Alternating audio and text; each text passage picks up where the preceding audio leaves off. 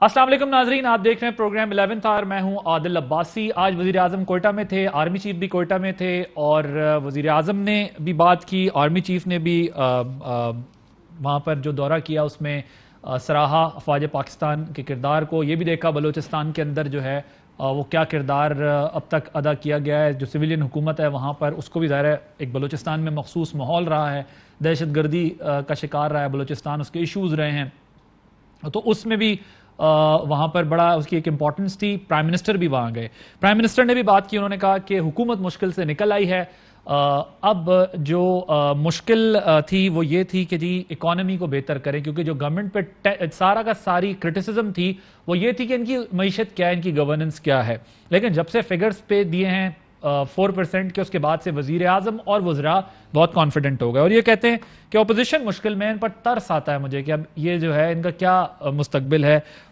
ڈرتے ہیں کہ معیشت اور بہتر ہو گئی تو بالکل ہی ان کی چھٹی نہ ہو جائے، ان کی سیاست حکومت آئے گی پاکستان اور تیزی سے جائے گا۔ ایک تو یہ معاملہ ہے، کیا واقعی اپوزیشن اپنے اختلافات کی وجہ سے، ٹوٹ پھوٹ کی وجہ سے جو ہے وہ اتنی کمزور ہو گئی ہے کہ وزیر اعظم کو اب اپوزیشن کوئی چیلنج نہیں لگتی؟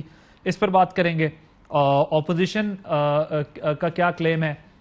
وہ کہتے ہیں کہ جی ہم الگ الگ بھی رہے تو ہم یہ اپنا ٹارگٹ اچیو کر لیں گے، تو ایک طرف یہ معاملہ ہے۔ پروگرام کے پہلے حصے میں ہم جو ہے وہ بات کریں گے سیاسی معاملات پر، اکانومی پر اور گورننس پر، اور جو اس وقت اپوزیشن اور گورنمنٹ کی ٹسل لگی ہوئی ہے اس پر۔ پروگرام کے دوسرے حصے میں ہم بات کریں گے، ہمارے ساتھ موجود ہوں گی ثانیہ نشتر صاحبہ، معاون خصوصی وزیر اعظم کی احساس پروگرام کو ہیڈ کرتی ہیں، ان سے بات کریں گے کہ احساس پروگرام جس کو انٹرنیشنل ریکگنیشن بھی ملی ہے وہ کس طرح چل رہا ہے اور کیسے وہ عام آدمی اور غریب آدمی کو فائدہ پہنچا سکتا ہے۔ پروگرام کے پہلے حصے میں ہمارے ساتھ موجود ہوں گے عثمان ڈار صاحب، تحریک انصاف کے رہنما ہیں، معاون خصوصی ہیں وزیر اعظم کے، اور آج کل جو ہے وہ لون دے رہے ہیں اور جگہ جگہ پر ان سے جو ہے وہ لون دینے کی ڈیمانڈ کی جاتی ہے نوجوانوں کی جانب سے۔ فیصل کریم کنڈی صاحب پاکستان پیپلز پارٹی کے رہنما ہیں، تھوڑی دیر میں ہم اسٹوڈیو میں جوائن کر لیں گے، پیپلز پارٹی کی پوزیشن بتائیں گے۔ نہال ہاشمی صاحب پاکستان مسلم لیگ نواز کے رہنما ہیں، ہمارے ساتھ کراچی سے موجود ہیں، وہ ذرا بتائیں گے کہ یہ جو پارٹی کی کنفیوژن ہے ان کی، اسی کی وجہ سے کیا پی ڈی ایم بھی ٹوٹی ہے یا پھر پی ڈی ایم جو ہے وہ کسی اور وجہ سے ٹوٹی ہے، کیونکہ پی ڈی ایم کے ٹوٹنے سے وزیر اعظم بہت کانفیڈنٹ ہو گئے۔ پھر کچھ بات ذرا کشمیر کے الیکشن کے اوپر بھی آج کریں گے کیونکہ اس پر بھی بہت بات ہو رہی ہے، تو ذرا ڈار صاحب یہ بتائیے گا، خطرہ ٹل گیا، اپوزیشن بس اب کوئی چیلنج ہی نہیں ہے اور بس اکانومی آپ کی بوم کر گئی ہے، بس ختم، ریلیکسڈ؟ دیکھیں اپوزیشن تو ہمارے لیے پہلے دن سے ہی چیلنج نہیں تھی، اور اگر ہمارے لیے کوئی چیلنج تھا، سب سے بڑا چیلنج تھا وہ تھی اکانومی۔ تو وزیر اعظم تو کل یہ کہہ رہے تھے کہ اگر یہ اپوزیشن متحد ہوتی تو یہ ہماری حکومت گرا بھی سکتی تھی، آپ کہہ رہے ہیں چیلنج کبھی بھی نہیں۔ دیکھیں اس لیے متحد نہیں ہے کہ ان کو اپنے اپنے کرپشن کے کیسز کا سامنا ہے، ہر ایک نے ایک اپنی دکانداری لگا رکھی ہے۔ زرداری صاحب ہیں، ان کے مختلف کیسز ہیں، میاں صاحب ہیں، ان کے مختلف کیسز ہیں، بڑے میاں صاحب باہر ہیں، چھوٹے میاں صاحب یہاں ہیں، چھوٹے میاں صاحب مچل رہے ہیں کہ وہ باہر جائیں، بڑے میاں اور آپ انہیں جانے نہیں دے رہے۔ میں تو یہ سمجھتا ہوں کہ بڑے میاں یہاں آ جائیں، چھوٹے میاں نے جو جا کے وہاں پاؤں پکڑنے ہیں تو بڑے میاں ادھر آ جائیں، اور پوری قوم اب دیکھ رہی ہے کہ بیماری کا جو ایک ڈرامہ لگا رکھا تھا وہ بڑے میاں کی بھی آ چکی ہے بیماری کے معاملات سامنے، اور چھوٹے تو جانے تو پھر آپ لوگوں نے دیا نا؟ کہاں جانے دیا ہے؟ شہباز شریف صاحب تو پوری کوشش کر رہے تھے، زبردست قسم میں نواز شریف صاحب کی بات کر رہا ہوں۔ دیکھیں میاں شہباز شریف صاحب کو تو آپ نے پورا زور لگا کے روک لیا۔ میاں صاحب کی جو رپورٹس آئیں وہ دیکھ کے تو ایسے ہی لگ رہا تھا بیمار ہیں، چلے بیمار تھے 1 ماہ 2 ماہ 3 ماہ 4 ماہ 6 ماہ 1.5 سال سے 18 ماہ سے 20 ماہ سے بیمار ہے، تو خیر اب تو قوم جان چکی ہے۔ خود مریم نواز صاحبہ کا بیان ریکارڈ کا حصہ ہے جس میں انہوں نے کہا کہ میرے والد کو یہاں خطرہ ہے تو اس لیے ہم چاہتے نہیں پاکستان آئے، اور چھوٹے میاں صاحب نے بھی سچ بول دیا، بیماری تو ایک بہانہ ہے، میں نے تو جا کے بڑے بھائی کے پاؤں پکڑنے ہیں، انہیں کہنا ہے کہ جی آپ مفاہمت کی سیاست کریں، مل کے چلیں، تو اس وقت لیکن مفاہمت کی سیاست تو آپ کو سوٹ کرے گی نا، اگر آپ نے پارلیمنٹ کے اندر، ویسے پولیٹیکل ڈیفرنس اسائڈ وہ اپنی جگہ پر رہتے ہیں، کیسز اپنی جگہ پر رہتے ہیں، لیکن جو شہباز شریف صاحب اگر بات کر رہے ہیں پارلیمنٹ کے اندر اچھا ماحول بن جاتا ہے، قانون سازی ہوتی ہے، کیونکہ آپ سب گئے تو قانون سازی کے لیے ہے نا پارلیمان کے اندر، اس لیے تو نہیں گئے کہ ایک دوسرے کے ساتھ میچ لگانا ہے یا مقابلہ کرنا ہے۔ تو اگر وہ ماحول بنتا ہے تو وہ تو اچھا ماحول ہوگا کہ آپ کو اپوزیشن سپورٹ دے، آپ لوگ قانون سازی کریں، اچھی قانون سازی کریں اور آگے بڑھیں۔ دیکھیں میں سمجھتا ہوں مضبوط اپوزیشن ایک جمہوری حسن ہے، لیکن مجھے یہ بھی افسوس سے کہنا پڑ رہا ہے کہ آج جو اپوزیشن ہے وہ خود ہی بکھری پڑی ہے. آج اپوزیشن پاکستان کی بجائے حکومت کے ساتھ ایشوز کے اوپر ٹکرائے, اس وقت اپوزیشن سے ٹکرائی ہوئی ہے. میرے ساتھ بیٹھے ہیں پیپلز پارٹی سے, یہ پی ایم ایل این کو نہیں مانتے ہیں, پی ایم ایل این آج ان کو مانتی ہے. بجائے کہ یہ عوامی ایشوز پہ بات کریں, پارلیمنٹ میں آئیں. دیکھیں مجھے ان کی کوئی ایک سپیچ نکال کر سنا دیں جو عوامی ایشوز پر ہو. ان کی پارلیمنٹ میں سپیچز کیا ہیں, پروڈکشن آرڈر نہیں مل رہا, ہمارا فلاں لیڈر جیل کے اندر ہے اس کو باہر نکال. بس ٹھیک ہے, میں جواب نہال صاحب سے بھی لوں, پھر کنڈی صاحب آپ کی طرف آتا ہوں. نہال صاحب وہ کہہ رہے ہیں کہ کوئی خطرہ ہے کوئی نہیں, اور نہ پہلے تھا نہ اب ہے, اور کیسز کا معاملہ ہے, کہتے ہیں جانے دو, بس اتنی سی بات ہے, باقی اپوزیشن کیا ہے, ہمارے لیے کوئی چیلنج نہیں ہے, اگلی حکومت بھی ہم ہی بنائیں گے, معیشت بہتر ہوگی تو آپ لوگوں کی تو ویسے ہی چھٹی ہو جائے گی. وہ تو بہت ریلیکسڈ ہو گئے ہیں پہلے سے بہت زیادہ. بسم اللہ الرحمن الرحیم. عادل بھائی, یہ پہلے بھی ریلیکس تھے اور آج بھی ریلیکس ہے. پریشانی تو اس ملک کی عوام کی ہے, انہوں نے تو ریلیکس ہی رہنا ہے, کیونکہ یہ اتنی کرپشن کر چکے ہیں. جہانگیر ترین سے لے کے زلفی بخاری تک کی داستان, اور عامر کیانی سے لے کے ندیم بابر تک کی اتنی داستانیں ہیں کہ یہ, اور پھر عامر کیانی سے لے کے بنی گالا کے وہ جعلی نقشے اور بلی گالا کے وہ جعلی جو نقشے پاس کرانے کے ڈاکومنٹ, تو ان سے زیادہ ریلیکس کون ہو سکتا ہے؟ پریشان تو اس ملک کی عوام ہے, پریشان تو اس ملک کے مزدور ہیں, میڈیا ہاؤسز ہیں, میڈیا کے جرنلسٹ ہیں, پریشان اس ملک کے کسان ہیں, پریشان کشمیر کے لوگ ہیں جن کو انہوں نے ریلیکس کر دیا جناب, اور کشمیر کو ہندوستان کے حوالے کر دیا. میں ڈار صاحب کو سن رہا تھا کہ بڑے بھائی جائیں گے, چھوٹے بھائی جائیں گے, بڑے بھائی, یہ تو ایک تہذیب یافتہ اور اچھے خاندان کی نشانی کہ ہم اپنے بڑوں کا احترام کرتے ہیں, ان کے ہم احترام میں جاتے ہیں, مگر یہ بڑوں کا نہیں کرتے ہیں, ووٹر کا نہیں کرتے ہیں, یہ تو بٹ پالش تک کو اتر آتے ہیں. تو یہ ان کی تو کوئی حکومت ہی نہیں ہے. ان کا ایک وزیر آ گیا تھا آپ کے اے آر وائی کے ایک پروگرام میں, بوٹ لے کر کے ٹیبل پہ رکھ دیا اور اس نے کہا ہم اس کو پالش کرتے ہیں. تو یہ ذرا بتائیں کہ آج جو جعلی انہوں نے دیا تھا اسٹیٹسٹکس, کیا کہا ان کے وزیر خزانہ صاحب نے سینٹ میں, اور پاکستان بیورو آف اسٹیٹسٹکس نے آج کیا کہا ہے کہ مہنگائی کے حوالے سے اور اکانومی کے حوالے سے باتیں کی ہیں. نہ یہ تو جعلی ہے, انہوں نے فگر ہی غلط دیا تھا. مہنگائی کہاں پہ ڈبل ڈیجٹ میں, باقی بیورو آف اسٹیٹسٹکس نے جو کہا ہے وہ بھی آپ کو ماننا پڑے گا پھر, کیونکہ وہ جو اکانومی کے نمبرز بتا رہے ہیں بیکاز آف دیٹ. اچھا آپ پھر صرف مجھے یہ بتا دیں عادل بھائی کہ 2018 میں اس سے پہلے لوگ خوشحال تھے, اکانومی بہتر تھی, مہنگائی کا خاتمہ تھا, یا آج ہے؟ آج اور 2018 سے پہلے نواز شریف صاحب کے دور میں اور اسحاق صاحب دور صاحب کے دور میں مہنگائی بڑھی ہے, اس میں کوئی شک نہیں ہے, لیکن مہنگائی ہر دور میں بڑھی ہے, کوئی ایسا دور نہیں ہے جس میں مہنگائی نہ بڑھی. ہمارے دور میں مہنگائی سے ساتھ جو ہے وہ آمدن میں بھی اضافہ. سر جناب میرے بارے میں مجھے بولنے نہیں تھا, ہمارے دور میں مہنگائی کے ساتھ آمدن میں بھی اضافہ ہوا ہے.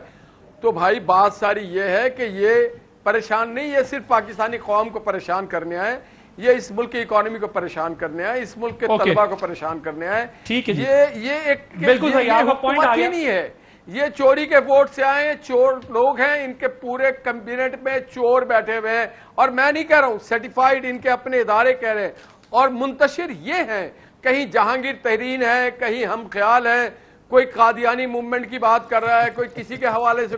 یہ تو پریشان ہے, یہ اپنے لوگوں کو این آر او دے رہے ہیں, این آر او. قادیانی اور یہ الزامات اس پہ نہیں گفتگو کرنی چاہیے, یہ جھوٹے اور لغو الزامات نہیں ضرور کریں. پاکستان ایک اسلامی جمہوریہ پاکستان ہے, یہ اسلام کے نام پہ بنا ہے, اور 73 کے آئین میں بڑا واضح کیا گیا ہے کہ قادیانی غیر مسلم ہے. ہم سب کو کرنا چاہیے. فیصل کنڈی صاحب نہیں کنڈیم کیسے کریں گے آپ نبی کریم صلی اللہ علیہ وسلم کے خاتم نبیین کو آپ اس کو کیسے مائنس کر سکتے ہیں؟ کون مائنس کر رہا ہے بھائی؟ میں آپ سے کہہ رہا ہوں کہ جو بندہ کہے کہ میں رسول اللہ صلی اللہ علیہ وسلم کو خاتم النبیین مانتا ہوں, میں مسلمان ہوں, آپ اس کو کیسے جو ہے وہ قادیانی یا اس پر کفر کا فتویٰ یا کوئی اور فتویٰ لگا سکتے ہیں؟ میں تو یہ بات کر رہا ہوں, پارٹی میں چل رہا ہے بھائی جو لگا رہا ہے وہ غلط کر رہا ہے نا, آپ بھی اس کی مذمت کریں, ہمیں بھی کرنی چاہیے, یا ثابت کرے یا مذمت کرے. ہم یہ اپنے پارٹی میں آپ لوگوں کے دور میں آپ لوگوں کے جن لوگوں پر لگا, یا پھر ترمیم جو آئی آپ کے دور میں اس پہ جو الزام لگے, یا جو کچھ آپ کی پارٹی کے ساتھ ہوا وہ بھی غلط ہوا, آپ کے لوگوں کے ساتھ اس سے پہلے ہوا تو بھی غلط ہوا, اور آئندہ ہوگا اس کو بھی غلط کہنا چاہیے. میں یہ کہہ رہا ہوں, آپ پلیز الفاظ کو توڑ مروڑ کے پیش نہ کریں. جی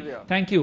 کنڈی صاحب, نون مخالف بیانیہ، مزاحمت کا بیانیہ، استعفے دیں گے، نہیں 5 سال پورے کر لیں، اس سارے بھنور میں چل رہی ہے. نقصان پیپلز پارٹی نے گیلانی صاحب کو لیڈر آف دی اپوزیشن بنا کے پی ڈی ایم کو پہنچایا، اپوزیشن کو پہنچایا، یا پھر وہاں سے جو کنفیوژن ہے اس نے پہنچایا، یا دونوں اپوزیشن کی بڑی جماعتوں کے اختلافات نے وزیر اعظم کو یہ کہنے پہ مجبور کر دیا ہے اگلے 5 سال بھی اپنے، اور یہ بھی زبردست جا رہا ہے کام ہمارا. بسم اللہ الرحمن الرحیم. دیکھیں عادل، نارملی جب بھی کوئی حکومت میں ہوتا ہے وہ یہی کہتا ہے کہ اگلے 5 سال بھی میرے اور بڑے مطلب یہ میں آپ سے اتفاق کرتا ہوں. گیلانی صاحب بھی کھڑے ہو کے کہتے تھے اگلی حکومت بھی ہماری ہے. چودھری صاحبان بھی پی ایم ایل این بھی کہتی تھی اگلی حکومت چودھری صاحبان بھی کہتے ہیں کہ 10 دفعہ یہ بھی یہ کہہ رہے ہیں، اور یہ خطرناک بات ہے. میرے خیال ہے ان کو یہ بتانا چاہیے یہ بات ابھی نہ کریں. جب حکومتیں جاتی ہیں اور پنچھی اڑنے شروع کر جاتے ہیں اور مطلب ہے کہ اور شاخوں پہ بیٹھنا شروع کر جاتے ہیں، پھر وہ جو آپ کے جو لوئلسٹ جو پارٹی کے ہوتے ہیں وہی آپ کے ساتھ ٹھہر جاتے ہیں، باقی تو اڑان پر جاتے ہیں. آج بھی دیکھیں جو ان کے ساتھ ہیں، یہ کل ماضی میں ان کا اگر ایک ایک کا آپ پروفائل نکالیں تو پتہ چل جائے گا. آپ کو بھی پتہ ہے، ہم کو بھی پتہ ہے. پی ڈی ایم کے تو آپ کہہ رہے ہیں پنچھی اڑنا شروع ہو گئے؟ نہیں، بھی ٹائم ہے. پنچھی اڑے نہیں ہے ابھی ٹائم ہے، مطلب ہے کہ لیکن اڑنے کو تیار ہے. وہ نارملی ہوتا ہے نا کہ سردیوں میں جب موسم ختم ہوتا ہے نا، مسکرا رہے ہیں سردیوں میں ہم نے پرندوں کا شوق اس لیے رہا ہوں کہ ہم نے کنڈی صاحب کو یہ میں بتانا چاہتا ہوں کہ یار میں بولنے لگا کے رکھی ہوئی ہے، کوئی پنچھی نہیں اڑ سکتا. یہ میں اس دن یہ آپ کے پنچھیوں کی بات ہو رہی ہے، یہ دوسرے پنچھیوں کی بات نہیں ہو رہی ہے. میں تو بولنا دیتا ہوں اب یہ وہ بات ہو رہی ہے آپ کے اندر پنچھیوں کی، بیرونی پنچھیوں کی بات. یہ آپ بھی پرندوں کے شوقین ہیں. جب سردیاں ختم ہوتی ہیں، گرمیوں میں پرندے پر گر جاتے ہیں اور نئے پر ہوتے ہیں. ہم کہتے ہیں کوریز کھا رہے ہوتے ہیں، مطلب ہے کہ وہ نئے پر لے رہے ہیں. اب انہوں نے پر تو آگے ایسے ایسے ہو، جب وہ پر پورے ہو جائیں گے اور اڑنے کا موسم آئے گا تو اڑیں گے، پرواز شروع ہو جائے گی. اور میں اس دن کے انتظار میں ہوں، آپ کے ٹی وی پروگرام میں بیٹھے ہوں گے اور جو پنچھی اڑیں گے ان کے ساتھ پروگرام کریں گے، اور وہ شاید پنچھی ان کے ساتھ بیٹھ کے ان کو برا بھلا کہہ رہے ہوں گے. تو یہ چیزیں تو ایک وہ ہے، چلتا رہتا ہے. پارٹی پی ڈی ایم کس نے پی ڈی ایم کی آپ نے بات کی. دیکھیں پی ڈی ایم کے 2 جماعتوں سے جانے سے بہت بڑا نقصان ہوا ہے. اب جو plan of action P D M کا تھا وہ نارملی ہم نے ہر وقت ڈسکس کیا کہ یہ تھا، ہم نے جلسے کیے ضمن الیکشن میں، ہم نے ٹھیک ہے وہ سارا ہسٹری آپ نے کہا استعفے نہیں دیں گے، انہوں نے کہا استعفے دیں. ہم نے یہ کہا کہ لانگ مارچ کریں، عدم اعتماد کی تحریک لے کے آئیں، آخری آپشن جو ہے وہ استعفے ہیں. لیکن اچانک استعفوں کے ساتھ آ گیا کہ جی آپ لانگ مارچ کے ساتھ استعفے دیں. دوسری بات ہے کہ ان کو اعتراض ہو کہ آپ نے 5 ووٹ اپوزیشن میں کیوں لیے. اب میرا سوال یہ ہے کہ جو اس کو لیڈ کر رہا ہے ہمارے مردان کے آنریبل جو سینیٹر صاحب ہیں، اس کا تعلق نون سے ہے. ٹھیک ہے، نون سے ہے کہ نہیں؟ بٹ وہ اب تو ظاہر ہے تو صحیح، لیکن انہوں نے کیا الیکشن اب تو انہوں نے جو ہے ان کو اپنی سپورٹ دی ہے. نہیں، اب کیا انہوں نے اس کو شو کاز دی ہے؟ ہمیں تو بڑا پی ڈی ایم نے دے دیا، اس کو شو کاز نوٹس دیا ہے، ایکسپلینیشن مانگی ہے، الیکشن کمیشن کو لکھا ہے. کیا کیا انہوں نے ابھی تک اس پہ؟ پھر اگر گیلانی صاحب بنتے ہیں 15 ووٹوں پہ، حکومت کے ووٹ ملے میں کوئی ادھر نہیں ہے، تو وہ ٹھیک ہے، وہ ٹارزن تھا. اب جو ہے وہ غلط ہے. یہ چیزیں نہیں ہونی چاہیے تھی. اب دیکھیں، چلو ہم تو بڑے برے تھے، ہم تو نکلیں. اب انہوں نے ویسے جن کی آپ بات کر رہے ہیں نا، ہم تو بڑے برے، وہ لوگ وہ جو ہیں، وہ جو ظاہر ہے وہ تو پورا گروپ ان کے ساتھ سینٹ میں آپ کے ساتھ ایک اس میں ہے نا، سپورٹ میں ہے. 5 بند. دیکھیں اب دوسری بات یہ ہے، دیکھیں میں یہ کہہ رہا ہوں اب آگے جانا پی ڈی ایم. پہلی بات تو یہ پی ڈی ایم تو 10 جماعتوں کا اتحاد تھا. پی ڈی ایم غیر فعال ہو گئی ہے. پی ڈی ایم 10 جماعتوں کے اتحاد. پی ڈی ایم فعال ہے غیر فعال؟ اب تو غیر فعال ہے. دیکھیں 10 جماعتوں کے اتحاد، 2 جماعتیں نکل گئی، پی ڈی ایم تو نہیں رہ گئی. بالکل صحیح ہے. ٹھیک ہے، اب یا کوئی اور نام دے دیں یا پھر یہ ہے کہ ہم خیال کہہ دیں. اب اس میں یہ ہے کہ اب انہوں نے دوبارہ زیرو سے کام شروع کر دیا، دوبارہ جلسے شروع ہو گئے. آگے جائیں نا، لانگ مارچ ہونا چاہیے تھا، استعفوں کی بات ہونی چاہیے تھی. ان کا شروع سے اب دوبارہ ایک ریہرسل جو ہے وہ جلسوں کرتے ہیں. ان کا اپنا کام ہے، جو بھی مطلب ہے کہ حکومت کے اعتماد میں جو اضافہ ہوا ہے وہ پی ڈی ایم کے ٹوٹنے سے ہوا ہے، پی ڈی ایم کے اختلافات کی وجہ سے ہوا یا بہتر معیشت کی وجہ سے ہوا؟ یہ ان کے لیڈر ماضی میں کہتے ہیں مجھے موقع دو، ابھی یہ کہتے ہیں ہمیں ٹائم دو، آگے کہیں گے ہمیں معافی دو کیونکہ ہم نہیں کر سکے کچھ. تو یہ چیزیں دیکھیں، اعتماد میں تو ڈیفینیٹلی وہ آپ کی جب حکومت میں ہوتے ہیں تو دائیں بائیں بڑے ایسے لوگ ہوتے ہیں، کہتے ہیں کہ جی بس تسی ہو، باقی تو کوئی گالی نہیں ہے. تو یہ تو ہوتا ہے، ہر حکومت میں ایسے لوگ آ جاتے ہیں جو آپ کو بالکل ایک سنہری باغ دکھا رہے ہوتے ہیں، کہتے ہیں کوئی مسئلہ نہیں ہے، بس عوام آپ کے ساتھ ہی ہے، اگلے 5 سال بھی ہیں آپ کے، اس سے بھی اگلے 5 سال. آپ تو کہتے ہیں اپوزیشن تو کہتی تھی اس سال کے بعد حکومت رہے گی نہیں، اور وہ کہتے ہیں اگلے 5 سال. بالکل، ہم آج بھی کہتے ہیں اگر سب تمام اپوزیشن جماعتیں آج بھی اکٹھی ہو جائیں، میں کہتا ہوں کہ پنجاب کی حکومت اور فیڈرل کی حکومت وہ تو نہیں ہو رہی نا، آپ لوگ نہیں ہو رہے. وہ آپ کو کہتے ہیں آپ نے مفاد کے لیے جو ہے وہ چھوٹا سودا کر دیا اور بیچ دیا اور ہمارے مفاد کو نہیں ایسے. یہ تو بات ہے، آپ کی کیا مفاد، آپ چلیں آپ لے کے آئے تو میں ہم آپ کے ساتھ ہیں. جب دیکھیں مریم صاحبہ کہتی ہیں کہ میری خواہش ہے اور میری پارٹی کی خواہش ہے کہ یہ حکومت 5 سال پورے کرے اور عمران 5 سال پورے کرے، تو عدم اعتماد کہاں سے آئے گا پھر؟ چلیں جی جناب. دیکھیں میرا کنڈی صاحب کو مفت مشورہ، آج ARY کے پروگرام سے سیدھے گھر جائیں، اپنے کمرے کی کنڈی لگائیں، کمبل لیں، لمبی تان کے سو جائیں. اگلے 5 سال ہمارے ہیں، ریکارڈ کا حصہ رکھیں. ماشاءاللہ جس تیزی کے ساتھ معیشت کے اشاریے آپ کے سامنے ہیں.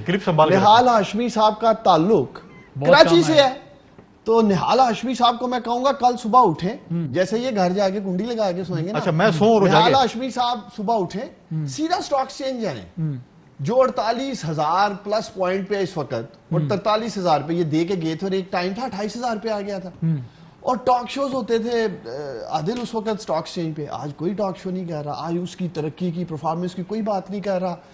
پھر ادھر سے نکلیں انڈسٹریل ایریا پہ جائیں کراچی کے، وہاں جا کر پوچھیں کہ کیا بوم آیا انڈسٹری پہ. یہ اعداد و شمار فگر فجنگ جو اسحاق ڈار کرتا تھا، عثمان ڈار کوئی فگر فجنگ نہیں رکھ رہا قوم کے سامنے، یہ حقائق ہیں. آج اگر آپ کی فارن ریمیٹنس 24% تقریباً 5.2 ارب روپے سے بڑھ چکی ہے، وہ 750-800 ارب روپے اس اکانومی میں آیا ہے، لوگوں کے ہاتھوں میں آیا ہے. آج آپ کی 15% ایکسپورٹ بڑھ چکی ہے. 3.2 ارب کی مارچ میں پاکستان کی 73 سالہ تاریخ میں سب سے ریکارڈ ایکسپورٹ ہوئی ہے. ابھی تو میں شروع ہوا ہوں اکانومی پہ. خزانہ خالی چھوڑ کے گئے تھے، 23 ارب ڈالر آج آپ کے فارن ریزرو پڑے ہیں. یہ بھی ہماری محنت ہے، ورنہ یہ تو صفایا کر دیتے ہیں. اب میں ذرا اکانومی پہ روز ہم ڈسکشن کر رہے ہیں، آپ کو بات کرنا چاہ رہے ہیں. آٹوموبائل انڈسٹری، ٹیکسٹائل انڈسٹری، معیشت بہتر ہو گئی ہے. چلے وہ چھوڑے، ریونیو کرتے تھے 4,000 کا ہٹ کیا ہم نے، 4,000 پلس آج آپ کیا ریونیو ہو چکا ہے تقریباً 14.5%. ٹیکس کلیکشن کی بات کر رہے ہیں، ٹیکس کلیکشن کی میں بات کر رہا ہوں، جو یہ راگ الاپتے رہے ہیں. اس کے علاوہ سب سے زیادہ کون کرتا ہے، یہ بھی پتا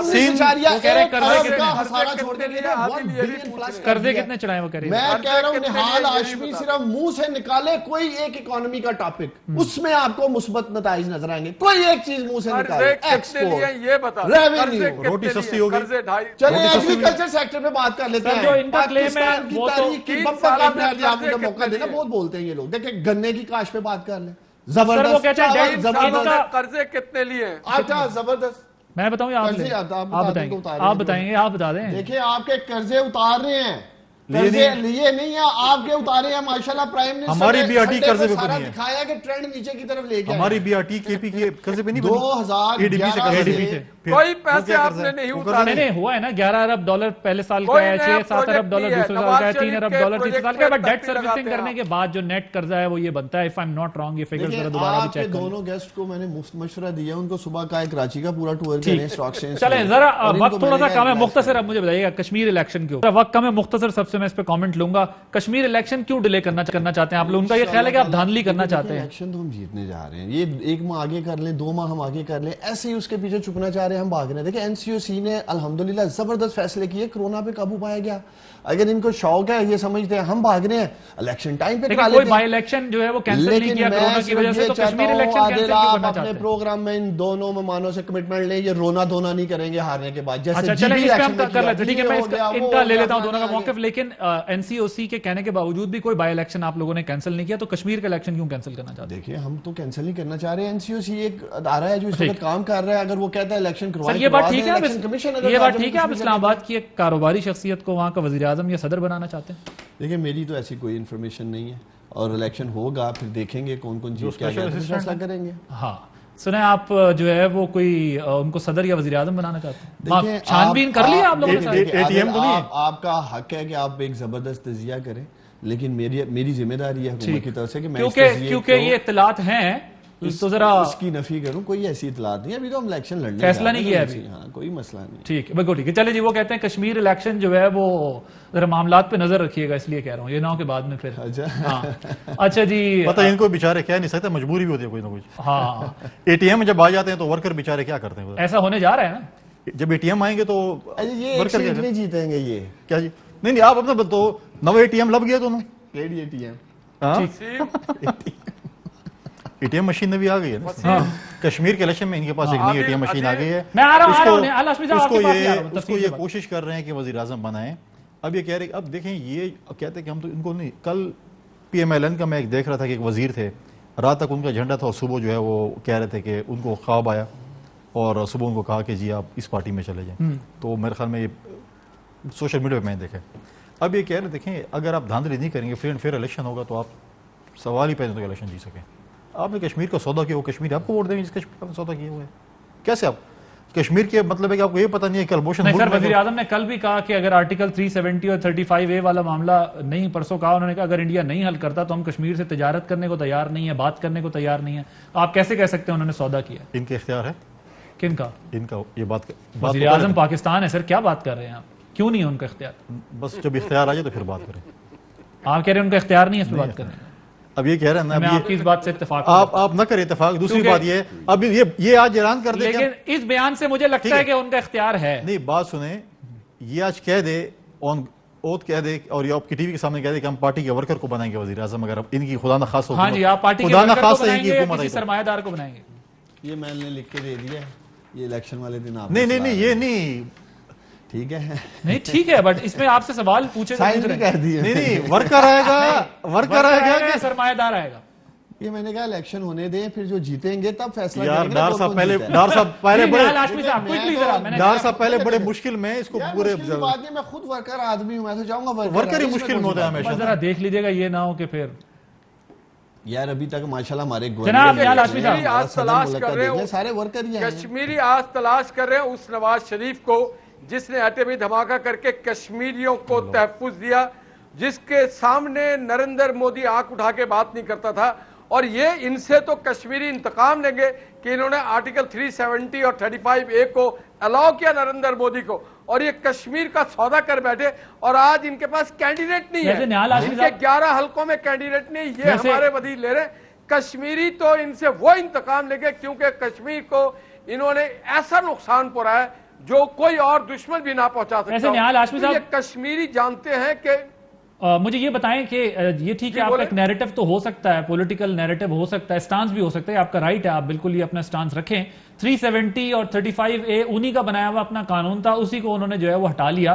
لیکن مجھے یہ بتائیں کہ کوئی بھی حکومت ہوتی جرت نہیں تھی جب تک محمد نواز شریف صاحب کی ہمت ہے, ان کی جرت نہیں تھی. یہ جب UN جا کے تقریر کر کے ٹرمپ سے مل کے آتے ہیں اور یہ آ کر کے کہتے ہیں کہ ہم GB کو صوبہ بنائیں گے اور کشمیر کے بارے میں خاموشی اختیار کرتے ہیں. جب کشمیری مجاہدین آگے جانا کی کوشش کرتے ہیں تو یہ کہتے ہیں جو بارڈر لائن پہ جائے گا وہ غدار ہوگا. انہوں نے اپنی فوج نہیں بھیجی, ان سے تو اچھا نکورنو کاراباغ میں آذربائیجان نے کیا تھا آرمینیا کے ساتھ. ہم نے ایٹمی طاقت ہے, ہم میزائل کی قوت ہے. ایک لفظ نہیں کہا پارلیمنٹ میں آ کے کہتے کیا میں جنگ کروں گا ہندوستان کے ساتھ. تو اگر تم جنگ نہیں کر سکتے ہو تو تم کیا حق ہے کہ تم ہماری تحفظ کی بات کرو؟ تمہیں کیا حق ہے کہ اس ملک کے لوگوں کے ساتھ تم مذاق کرو؟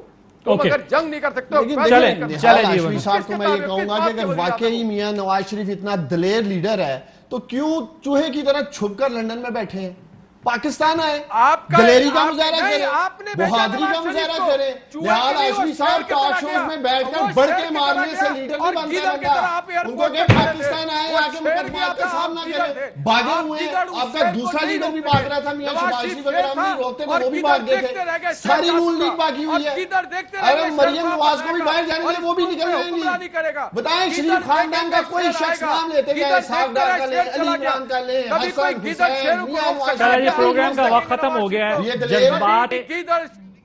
جذبات سے معاملات یا مسائل حل نہیں ہوتے, یہ بات ٹھیک ہے کہ ایک سینٹیمنٹ ہوتا ہے اور اس کو انٹرنیشنل فورم پر ایڈریس پورے طاقت سے کرنا چاہیے, لیکن اس کا یہ مطلب نہیں ہے کہ آپ جو ہے وہ ہر مسئلے کا حل جو ہے وہ جنگ میں ہی تلاش کریں.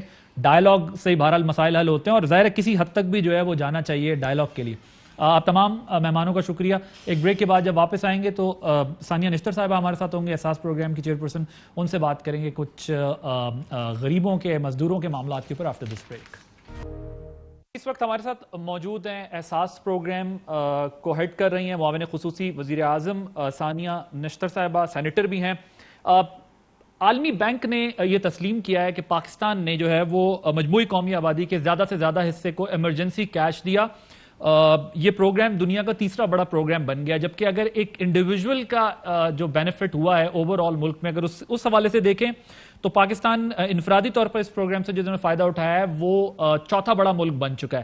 تو احساس ایمرجنسی پروگرام جو ہے اس کا تو اس کی پذیرائی ہوئی. وزیر اعظم نے یہ رپورٹس آنے کے بعد ثانیہ نشتر صاحبہ کو مبارکباد بھی دی, ان کی ٹیم کو مبارکباد دی. اب معاملہ یہ ہے کہ اگر ہم کچھ فگرز اپنے سامنے رکھیں کہ ایک طرف تو ایمرجنسی پروگرام جو ہے اس کی پذیرائی ہوئی, لیکن پاکستان میں ایک یہ سوال اٹھتا ہے, غریب کی بات کی جاتی ہے, غریب کے روزگار کے تحفظ کی بات کی جاتی ہے, تو اس میں بہت سارے ایسے پوائنٹس ہیں جس میں سوشل پروٹیکشن کے حوالے سے ابھی تک یہ ڈیٹا کلیئر نہیں ہے کہ کتنے لوگ ایسے ہیں جن کو سوشل پروٹیکشن کی ضرورت ہے. ہمیں یہ ایگزیکٹ معلوم نہیں ہے ابھی تک. سہولت صحت کی ان کو میسر نہیں ہے, جو لوگ اس میں نہیں آتے. روزگار کا مسئلہ ہے, اگر وہ کام کی جگہ پر ان کی کوئی معذوری ہو جائے, ان کی جو سہولتیں ہیں وہ ان کو کیا ملنی چاہیے انہیں نہیں پتا.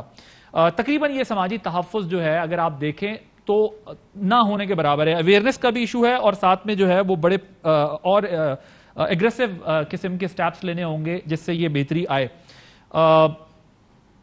اگر فارمل سیکٹر کی ہم صرف بات کریں تو 5.7 ملین پاپولیشن جو ہے وہ رجسٹرڈ ہے اس سوشل سیکٹر میں.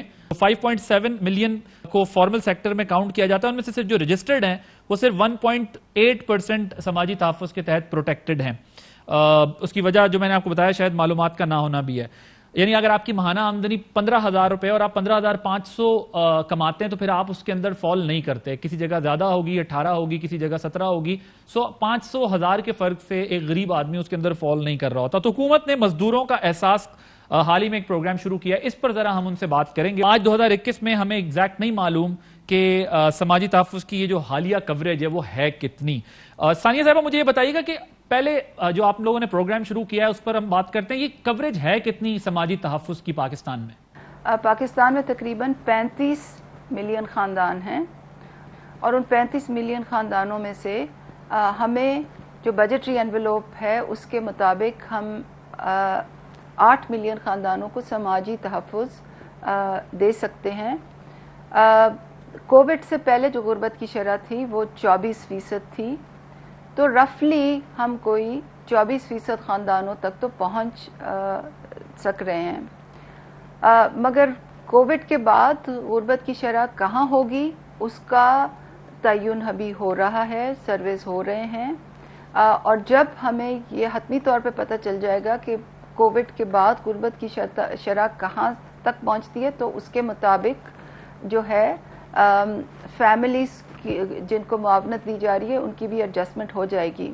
اب یہ جو آپ نے بات کی ہے کہ ہم بجٹ میں بھی مزید دیکھیں گے اور ایک چنک اس کے لیے بڑھائیں گے, لیکن مجھے یہ بتائیے گا کہ کتنی رقم اسٹیمیٹڈ جو ہے وہ اس کے لیے مختص کی جائے گی سوشل پروٹیکشن کے لیے, یہ جو آپ کا بجٹ آ رہا ہے اس میں؟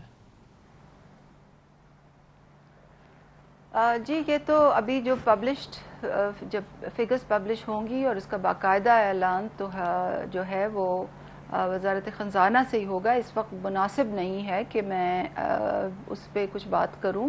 ٹھیک ہے. ہم نے بڑی کیئرفلی سچویشن کو اینالائز کیا ہوا ہے, ان سے بجٹ ریکویسٹ کی ہوئی ہے, ہماری ان کے ساتھ مشاورت ہوئی تھی, اور مجھے پورا یقین ہے کہ جو ہماری ریکوائرمنٹ ہے, جو پاکستان کی اس وقت ریکوائرمنٹ ہے سماجی تحفظ کی, وہ انشاءاللہ حکومت جو ہے اس کو پوری طرح اس پہ اترے گی. ٹھیک. اب آپ لوگوں نے کووڈ-19 کا بھی آپ نے بھی ذکر کیا, اس میں جو ایمرجنسی کیش آپ لوگوں نے دیا اس وقت جو ان امپلائمنٹ تھی یا جو بھی ایک لوگوں کو پرابلم تھی بے روزگاری کی وجہ سے, اس میں تو آپ نے ایک اچھا اماؤنٹ دیا, لیکن کوئی سٹڈی موجود ہے کہ اس کے بعد جو لوگ بے روزگار بعد میں ہوئے ہیں ان کے لیے آپ لوگوں نے کوئی اپنا ڈیٹا شیٹا بنایا ہو کہ ان کو جو ہے تحفظ دیا جا سکے؟ کیونکہ ایک تو وہ تھا ڈیٹا جو آپ کے پاس آیا, اس کے بعد ایک عرصے تک اب معاشی طور پر جو ہے ان ایشوز کا سامنا رہا ہے, تو کوئی اسکیم یا پروگرام ہے آپ لوگوں کے پاس, اپنی اسٹڈی ہو چکی ہے اس پر؟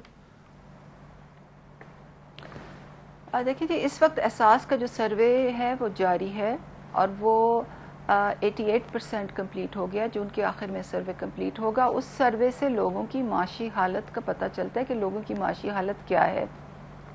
جو آپ بات کر رہے ہیں کہ معاشرے میں کوئی بے روزگار ہو اور سروے فوراً اپڈیٹ ہو جائے, اس کے لیے آپ کو اسپیشل قسم کی رپورٹنگ کیپیبلٹیز چاہیے ہوتی ہیں, اور اس میں سب سے اہم چیز یہ ہوتی ہے کہ لوگ ایک ڈاکیومنٹڈ سیکٹر میں ہوں. اگر لوگ ڈاکیومنٹڈ ہی نہیں ہیں, وہ EOBI میں ہی ڈاکیومنٹڈ نہیں ہیں, وہ employee social security institutes, provincial employee social security institutes میں ڈاکیومنٹڈ نہیں ہیں, ان کے امپلائرز ان کو رجسٹر نہیں کراتے, ان کی پر کیپٹل کنٹریبیوشنز نہیں دیتے, وہ فارمل سسٹم میں ہی نہیں ہیں, تو اس تناظر میں وہ ڈیٹا بیسز بنانے بہت مشکل ہوتے ہیں جو ریئل ٹائم میں لوگوں کی ان امپلائمنٹ کو سوشو اکنامک رجسٹری کے ساتھ لنک کریں. اس کو ٹیکنیکل زبان میں ویریفائڈ مینز ٹیسٹنگ کرتے ہیں, کہ تو وہ پاکستان میں وہ سسٹمز اس وقت موجود نہیں ہیں. اور جب کووڈ کا مسئلہ آیا تھا, پچھلے سال پہلی دفعہ لاک ڈاؤن ہوا تھا, اس وقت ہم نے ایک اسپیشل نظام کھڑا کر کے اس چیز کا تعین کیا تھا کہ کن لوگوں کی روزگار متاثر ہوئی ہے, اور ان تک ایک شفاف نظام کے تحت ان کے ہاتھ میں ایمرجنسی اسسٹنس پہنچائی تھی. کیوں لوگ EOBI میں رجسٹرڈ کمپنیز نہیں کراتی ہیں اپنے امپلائیز کو؟ امپلائر کی جو ذمہ داری ہے, جس کا ملازم ہے, اس مالک کی ذمہ داری ہے, وہ بھی یہ ذمہ داری پوری نہیں کرتا. اور ظاہر ہے جو مزدور طبقہ ہے اس کو تو اس کا پتہ ہی نہیں ہے, احساس ہی نہیں ہے کہ یہ میرے لیے کتنا بڑا بینیفٹ ہو سکتا ہے اگر کرایا جائے. اس کے لیے آپ لوگ کیا کرتے ہیں؟ کیونکہ مزدور کی بات تو ہوتی ہے, غریب کی بات تو ہوتی ہے, لیکن اس کے لیے اویئرنیس کیسے دی جائے کہ وہ لوگ اپنے اس رائٹ کو سمجھ سکیں اور جائیں اور اپنے آپ کو رجسٹرڈ کرا سکے, تاکہ کوئی گورنمنٹ ان کو دے سکے اور کچھ جو ہے وہ EOBI کے ذریعے یا مختلف طریقوں سے جو ہے اپنا بینیفٹ لے سکے. آپ نے بات یہ کی کہ لوگ EOBI میں کیوں نہیں رجسٹرڈ ہوتے. لوگ امپلائرز جو ہیں اپنے امپلائیز کو کی contributions employee social security institute میں کیوں نہیں دیتے. تو سب سے پہلے تو یہ کہ یہ احساس کے انڈر نہیں آتے, یہ پروونشل سبجیکٹ ہے امپلائی سوشل سیکیورٹی انسٹیٹیوٹ, اور EOBI جو ہے وہ منسٹری آف OPHRD کے نیچے آتا ہے. آپ بالکل صحیح فرما رہے ہیں کہ لوگوں کو اویئرنیس ہونی چاہیے. آپ بالکل صحیح فرما رہے ہیں کہ امپلائرز کی یہ لیگل آبلیگیشن ہے کہ وہ اپنے امپلائیز میں اویئرنیس کریٹ کریں, سسٹم کو گیم نہ کریں, سسٹم میں لوپ ہولز نہ ڈھونڈیں, لیکن کیونکہ یہ بھی بڑی حد تک یہ ہوتا ہے. بٹ سینیٹر صاحبہ یہ مجھے ذرا بتائیے گا کہ 2 صوبوں میں تو PTI کی اپنی گورنمنٹ ہے, پروونشل سبجیکٹ اگر یہ ہے, اور بلوچستان میں اتحادی گورنمنٹ ہے, تو کم از کم ان 3 صوبوں میں تو صوبائی سطح پر آپ کی جو حکومتیں ہیں وہ اس میں اپنا رول پلے کر سکتی تھیں. فیڈرل گورنمنٹ کے حد تک ایک کوآرڈینیشن کمیٹی بنی ہوئی ہے, اور وہ کوآرڈینیشن کمیٹی جو ہے وہ پروونسز کو بار بار کنوین کر کے اس بات پہ سٹریس کرتی ہے کہ آپ اپنی امپلائی سوشل سیکیورٹی انسٹیٹیوٹ کا جو نظام ہے اس میں بہتری لائیں, اس کی کوریج بڑھائیں, لا کی اسٹرکٹ کمپلائنس کریں. تو فیڈرل گورنمنٹ جو ہے اپنا کیٹلیٹک رول پوری طرح سے ادا کر رہی ہے. ٹھیک, مزدور کا احساس کیسے آپ اس کو کنکلوڈ کریں گی؟ دیکھیں جی, مزدور کا احساس جو ہے, احساس میں ہم 14 ٹارگٹ گروپس کے لیے پروگرامز ہیں, بیواؤں کے لیے, یتیم کے لیے, مزدور کے لیے, معذور کے لیے, بے روزگار کے لیے, بے گھر کے لیے, بے روزگار. تو یہ ایک لمبی 14 کیٹیگریز, مستحقین کی جو کیٹیگریز ہیں ان کی لسٹ ہے, جس کے لیے جو ڈفرنٹ احساس پروگرامز ہیں ان کے لیے بنے ہوئے ہیں. اب جو یہ دہاڑی دار مزدور بھائی جو ہیں وہ ان کے لیے احساس میں خاص ایک فوکس ہے ان کے اوپر, کیونکہ یہ بڑا ہی مارجنلائز طبقہ ہے اور کبھی کسی حکومت نے اس پہ بہت زیادہ فوکس نہیں کیا. تو آپ نے دیکھا ہوگا کہ پناہ گاہیں جو ہیں وہ انہی مزدوروں کے لیے ہیں جو فٹ پاتھوں پہ سوتے تھے. آج وہ 1 star bread and breakfast facility میں جو ہیں وہ فری ان کو ملتی ہے. تو پناہ گاہیں بن رہی ہیں ملک میں, لنگر خانے بن رہے ہیں, اور لنگر خانے پہ اکثر بہت اس پہ مذاق ہوتا ہے, بڑی تضحیک ہوتی ہے. مگر آپ ان لوگوں سے پوچھیں کہ جو دن میں 500 روپے کماتے ہیں اور 300 روپے ان کے کھانے پہ لگ جاتے ہیں, اور اگر ان کو فری کھانا مل جائے تو یہ ان کے لیے کتنی بڑی سروس ہے. اس کے علاوہ بہت سے پالیسی ایکشنز ہیں مزدور کے احساس کے انڈر. آپ نے دیکھا کہ وزیر اعظم صاحب نے اوورسیز پاکستانی میں جو مزدور بھائی جاتے ہیں ان کی فلاح و بہبود کے لیے خاص اقدامات ہیں. فارن منسٹری کے زیر نگرانی، منسٹری آف اوورسیز پاکستانیز کے زیر نگرانی وزیر اعظم صاحب خود انٹروین کرتے ہیں جب ان کو پتا چلا کہ کوئی مزدور بھائیوں کو مس ٹریٹ کر رہا تھا، اور وہ جس طرح سے انہوں نے انٹروین کیا آپ نے خود دیکھا. میں لیجسلیٹو ایکشنز ہیں، domestic ministry of human rights جو ہے وہ ڈومیسٹک ورکرز کا بل لے کے آئی ہے. ڈومیسٹک ورکرز بالکل مارجنلائز سیگمنٹ تھا، آج تک اس پہ بہت کام ہوا ہے. تو صرف پروگرامز ہی نہیں ہیں بلکہ پالیسی ایکشنز بھی ہیں. اور میں یہ بھی آپ کو بتاتی چلوں کہ ہماری ایک مزدور کے احساس کا ایک لیبر ایکسپرٹ کا خاص گروپ ہے جس میں جو ٹرائی پارٹائٹ ارینجمنٹ میں گورنمنٹ بھی، امپلائرز بھی اور مزدوروں کی ریپرزینٹیو آرگنائزیشنز بھی شامل ہیں. یہ ریگولرلی ملتے ہیں، ریکمنڈیشنز دیتے ہیں، ریکمنڈیشنز پہ عمل ہوتا ہے. حال ہی میں ان کی ریکمنڈیشن یہ آئی ہے کہ مزدوروں کو جو ان کی ویج ہے، یعنی کہ جو ان کی دہاڑی ہوتی ہے یا ان کی جو پے ہوتی ہے، اس کو بینک اکاؤنٹ سے دینا چاہیے تاکہ ہم منیمم ویج کی انفورسمنٹ ٹریک کر سکیں. Thank you. ریکمنڈیشن آئی ہے کہ ایک مزدور کے احساس یونٹ بنانا چاہیے کسی منسٹری میں، تاکہ جو چیزیں میں نے آپ کو بتائی ہیں ان کے اسپیسیفک انڈیکیٹرز طے ہوں، ان کی اسپیسیفک ٹریکنگ ہو. بالکل. تو آئی نو میں لمبی بات کر actually we are running out of time, مگر میں جی آپ کمپلیٹ کر لیں آرگومنٹ. جی میں صرف اینڈ میں یہ بتانا چاہ رہی تھی کہ مزدور ایک ٹارگٹ گروپ ہے، جیسے کہ بیوہ ہے، یتیم ہے، غریب خاتون ہے، غریب خاندان ہے، غریب طالب علم ہے. احساس کے ایکو سسٹم میں اور ہر ٹارگٹ گروپ کے لیے ڈفرنٹ پروگرامز بھی ہیں، ڈفرنٹ پالیسیز بھی ہیں، اور یہ خالی احساس منسٹری سے ایگزیکیوٹ نہیں ہوتی، یہ کراس گورنمنٹ کمٹمنٹ ہے ان مارجنلائز گروپس کو ایڈریس کرنے کے لیے، اور وزیر اعظم صاحب خود اس کی سربراہی کرتے ہیں. بالکل ٹھیک ہے. Thank you much. سینیٹر ثانیہ نشتر صاحبہ معاون خصوصی ہیں وزیر اعظم کی، احساس پروگرام کو ہیڈ کر رہی ہیں. ایک بریک لیں گے، بریک کے بعد جب ہم واپس آئیں گے تو ہمارے ساتھ لا ایکسپرٹ، لیبر ایکسپرٹ، لاس کو جو سمجھتے ہیں وہ ہوں گے. ان سے ذرا بات کریں گے کہ کیسے جو ہے وہ ایک غریب آدمی کو یہ سوشل پروٹیکشن مل سکتی ہے. ایک بریک کے بعد. جی ویلکم بیک. بس towards the very end programme کو کنکلوڈ کریں گے کہ کیسے ایک غریب کا تحفظ ہو سکتا ہے، کیسے جو ہے وہ سماجی تحفظ ایک غریب کو مل سکتا ہے. اس پر ہم بات کریں گے. غربت کی یا مہنگائی کی بات ہوتی ہے. ہمارے ساتھ موجود ہیں سعد گیلانی صاحب، ایکسپرٹ ہیں اس ایشو کے اوپر، اور ان سے ذرا بات کریں گے. مجھے یہ بتائیے گا سر کہ آپ کے نزدیک سوشل پروٹیکشن جو ہے اس پروگرام کو چیلنجز کیا درپیش ہیں؟ کیونکہ ہم ابھی بات بھی کر رہے تھے اس کے اوپر کہ کئی فیزز سے گزر کے ظاہر اسٹڈیز ریسنٹ موجود نہیں ہیں. کیا حل، کیا سولوشن کیا ہے، اور کیسے جو ہے وہ ہم زیادہ سے زیادہ ملک میں غریبوں کو، مزدوروں کو تحفظ فراہم کر سکتے ہیں؟ شکریہ عادل عباسی صاحب مجھے پروگرام میں لینے کا. یہ سوشل پروٹیکشن یا سماجی تحفظ جو ہے یہ اقوام متحدہ کے جو انسانی حقوق کا چارٹر ہے اس کے آرٹیکل 22 کے تحت ہر شہری کا یہ حق ہے کہ اس کو سوشل پروٹیکشن فراہم کی جائے، جس میں اس کی صحت، اس کی تعلیم، اس کے لیے روزگار اور اس کی فیملی کی ویلفیئر کا جو سارا سسٹم ہے وہ حکومت نے اس کو بنا کر دینا ہوتا ہے. لیکن بدقسمتی سے اس وقت جو ہماری بہت بڑی آبادی ہے اس تک اس کی پہنچ نہیں ہے سوشل پروٹیکشن تک، اور اس میں بہت ساری چیزیں ہمارے پاس سامنے آتی ہیں. ہمارے قوانین ہیں جو کہ ایکسکلوسیو قوانین ہیں، جو ہمارے ادارے ہیں ان کی رسائی، اگر ان کے پاس قانون بھی ہے، ان کے پاس سارا اختیار بھی ہے، لیکن اس کے باوجود ہماری جو کوریج ہے وہ بہت کم ہے، اور اس میں ہماری جو اداروں کی کمزوری ہے وہ بھی اس کے اندر کافی سامنے آتی ہے.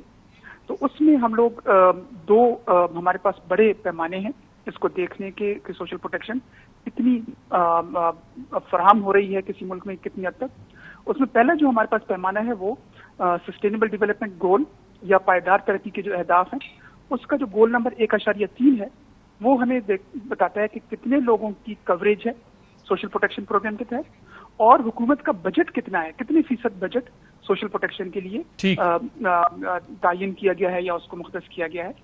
تو ان دونوں چیزوں پہ اس وقت پاکستان کافی پیچھے نظر آ رہا ہے. 30% سے کم ہماری کوریج ہے، اور 1.6% سے لے کر 1.7% کے درمیان ہماری جو بجٹ کی ایلوکیشن ہے وہ سوشل پروٹیکشن تک ہے. بالکل. تو ایک تو ہمارا یہ پیمانہ ہے. صاحب we are running out of time. میں معذرت چاہتا ہوں, وقت کی کمی ہے. پھر انشاءاللہ اس موضوع پہ دوبارہ تفصیل سے جو ہے وہ بات ہوگی. ہم تھینکس فار جوائننگ اس. آپ نے پروگرام دیکھا. عادل عباسی کو اجازت دیجیے. اللہ حافظ.